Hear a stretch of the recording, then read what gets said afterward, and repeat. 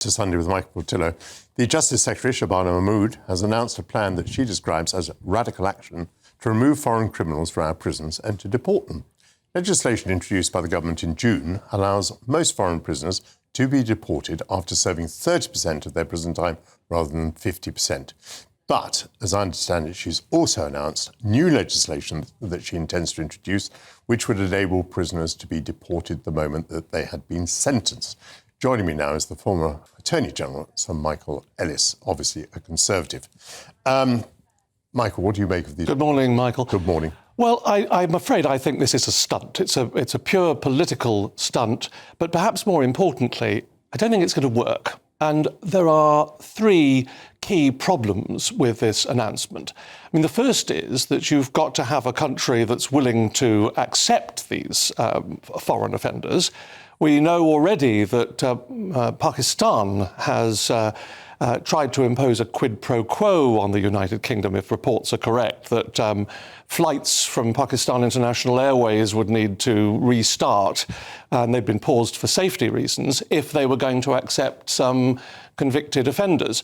So you've got to have a country that's willing to take their own offenders back, and Jamaica is another country that's historically been reluctant to do that. There's a lot of countries that haven't done it. So nothing in this announcement indicates that that's going to change the picture. I think unless the British government is prepared to put some pressure on foreign countries to accept their own offenders back, it simply isn't going to get out of the starting box. That's the first point. And the way of putting pressure on might be to, as Robert Jenrick has spoken about, might be to actually say to these countries, your visas will be stopped, and you won't have tourists and business people able to come to this country, or we'll stop international aid. The sort of thing that we've seen the Americans threaten to do. But I'm anxious to get on to the next 2 points as well. The other issue, of course, is that human rights lawyers, as you know, Michael, may actually say, well, it's unfair to send them back. More accurately, it's a breach of their rights under the Human Rights Act or under Article 8, the right to a family life.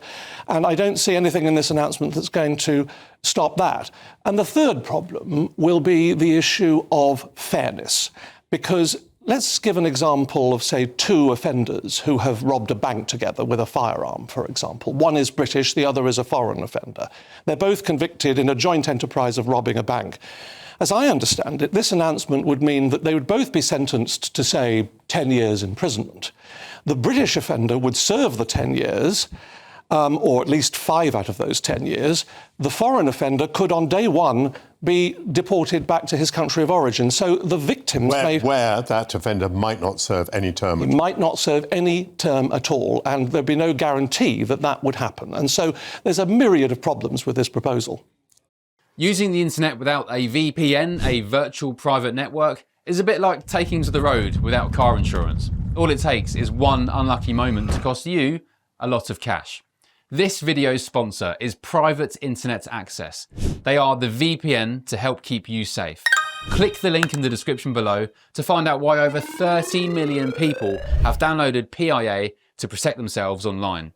A virtual private network is an app that hides your IP address and helps keep your data private. When you're browsing the internet at home, you give up a large amount of data to businesses, to shops, and indeed to social media giants too. Hackers have the ability to steal your personal data with ease, including sensitive information such as passwords, keystrokes, and even your personal photos. Private Internet Access helps protect your personal data by encrypting your internet connection to keep your data out of the hands of cybercriminals. And it's not just hackers either to be concerned about. Information can be censored too. When Canada passed their C-18 bill, social media giants decided to ban news content on their platforms. But PIA can protect your ability to consume the news and content you love. Private Internet Access is available for Windows users, Mac OS, Android, Linux, iOS, and you can use one PIA subscription to protect an unlimited amount of devices. And we've got a huge GB News discount for you too. Click the link in this video's description and you'll get a massive 83% off PIA. That's under £2 a month, the price of a coffee, and you'll get an extra 4 months completely free on top. Also, there's a 30-day money-back guarantee too. Visit piavpn.com myriad.com/GB News to start protecting yourself digitally today. And then the British government breezily says that people who've been expelled in this way would not be granted re-entry to the country. But that supposes that we are able to control our borders, and there's not a great deal of evidence of that. No, and this isn't, frankly, a solely Labour government issue. We have seen for some years now that we don't have proper control over our borders, and that means that you can impose all the regulations that you want, but if someone is prepared to ignore those regulations and come in illegally, thousands and tens of thousands have been able to do so. And there's no reason to believe that if a person's been convicted of a criminal offence and they want to come back into this country, that they will they'll be reluctant to do so. I mean, just on tiny technical point, are migrants, for example, who arrive in boats fingerprinted? Would we pick up that this was someone who'd been convicted of a crime in this country? Not necessarily. And in fact, that's assuming that they come through in irregular means. If they come, to use the current vernacular, in an irregular means, in an unlawful way, of course there's no fingerprinting. There's no way, unless they're stopped by the authorities, there's no way that we'll know who they are. I mean, that actually is presumably going to be a very low number, to be fair, because if a person's been sentenced to a term of imprisonment and then they've been deported and not had to serve any of that sentence, it seems, to be fair, unlikely that they'll want to come back into this country. They might try and leave their home country and go somewhere else. Yeah. But what I think really is not going to work is the proposal generally, without being sure that lawyers aren't going to be able to stop it and the countries that you're sending them back to are going to receive it. And there's no evidence that any of that's changed. The government says both that it is improving the data collection and that since the general election, it has sent back more than 5,000 convicted prisoners. Yeah. Well, frankly, the data is all over the place on this, but what we do know is that some 12% of prisoners in this country are foreign offenders, 12%, nearly 11,000 people. And it costs £54,000 a year to house a prisoner in one of His Majesty's establishments. And so it's a very expensive thing. But what, of course, the Shabana Mahmood, the Justice Secretary, is doing is trying to open up prison spaces. But I'm afraid this is a stunt that isn't going to work, Michael. Almost a one-word answer. Do you not feel ashamed sitting there because this situation was going on under you? At least the government's trying to do something about it. Well, to be fair, the previous government also tried to do something about it. But the reality is, for 30 years, this has been going in the wrong direction. Thank you very much. Sir Michael Ellis, great pleasure to see you. It comes as the government reports almost 5,200 foreign national offenders have already been deported since 2024, while Reform UK insists deportations cannot happen until we leave the ECHR. Minister Alex Davis-Jones says the government is ready to face any legal challenges. Have a listen. We are, of course, ready for any legal challenges, but we believe that this policy is robust. We are doing the right thing here by the British taxpayer, by the British citizens, and we are ensuring that we are committed to their plan for change and doing what they think is right. OK, that's what Alex had to say. Right, joining me now is Reform Councillor for Sheppey, Maxwell Harrison, and former Met Police Officer Chris Hobbs. Gentlemen, thank you so much for joining me on the Sunday afternoon. Now, this is a big announcement. Deport all foreign criminals. Let's come to you first on this one, Maxwell. Sounds like a brilliant idea. What do you reckon? Yes, it's nice gaslighting from Labour. I mean, we're used to it. He said he was going to smash the gangs, and all he's doing is smashing records. Look, there is massive popular opinion right now on deporting those who break the law, who are foreign nationals. A recent JL Partners research shows that 81% of the British public are in favour of deporting foreign criminals who commit serious crimes in this country. We've got to get rid of them, and it's simple as that. We can make savings of up to £600 million a year. Foreign criminals make up 12% of all our prison spaces, and to have over 10,000 of them in prisons right now, it is a disgrace. 2/3 of our prisons are now overcrowded. The best way of dealing with this remedy is deporting those who simply have broken the law, broken our social contract in this country, and the better and quicker we do it, the safer our streets will be. OK, and now let's go to former Met Police Officer Chris. Chris, do you think this is a good idea? Generally speaking, no. I don't want to upset your producer by taking a view maybe he doesn't expect me to take. But in actual fact, this sends out all the wrong messages. I accept. Oh, OK. Given the current crisis we've got in our prisons, that probably at the moment, this moment in time, there's no alternative. But having been a police officer who's worked here and out in Jamaica, I know what the reaction of police officers will be. What this does is to, in actual fact, give a green light to organised crime networks from abroad, who we've got a major problem with in this country. And now, of course, this is a massive selling point for when they want to bring in their soldiers, their thieves, the people who run brothels, cannabis farms and so on. Well, yeah, go to the UK. If you get arrested, it's no big deal, because all they'll do, you might spend a few weeks inside, but they'll kick you back out again. So there's no deterrent for these foreign crime networks that I say are prevalent. So, Chris, you're saying that you sort of like come here, you'll get deported straight away, and then say if you are deported, for example, in your expertise, Jamaica, they won't be serving their time, they'll be free to reoffend?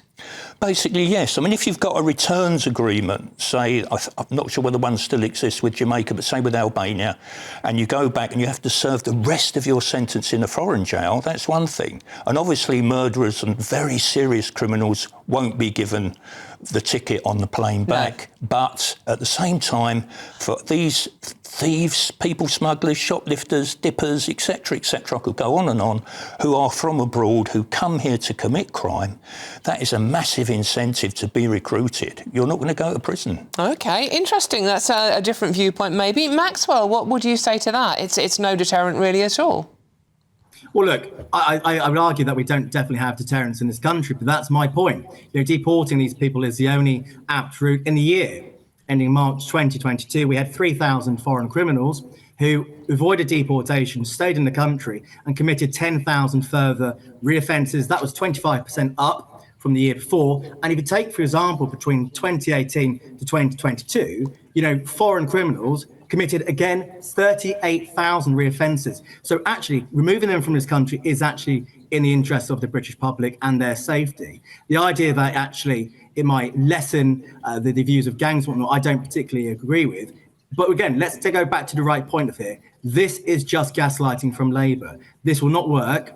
Adding more legislation does not mean that people who come into this country and then commit crimes will go. The ECHR will stop that. Already, we've seen in recent years 12 injunctions and 3,000 foreign criminals who rightly should have been deported never were deported because of the European Convention of Human Rights. So until we leave that awful legal framework, this is all just mere puff.